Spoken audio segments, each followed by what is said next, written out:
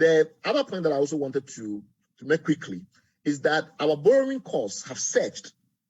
And that borrowing cost, the surge of that borrowing cost is also historical, has very little to do with COVID or Ukraine. We've had these challenges. One of the big changes, though, and that is why I think this crisis is particularly different, is that the amount of money we've been borrowing is been escalating in ways that suggest that we become used to simply borrowing for everything.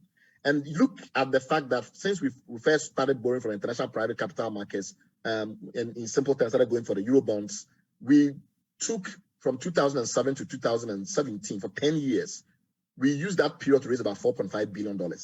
Look at $4.5 billion and look at how in time we've surged our borrowing to more than $13.2 billion today. So in a very short period of time, from 2007 to 2017, for 10 years, we borrowed about $4.5 billion on international capital markets. And then for just about 4 years since then, we borrow an additional $8.5 billion or more.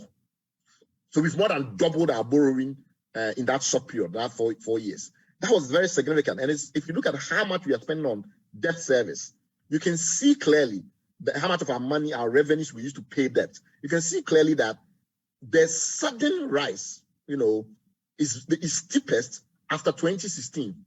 So the amount that we are, currently, devoting to paying debt is escalating at a rate that is way before our last visit to IMF, all right?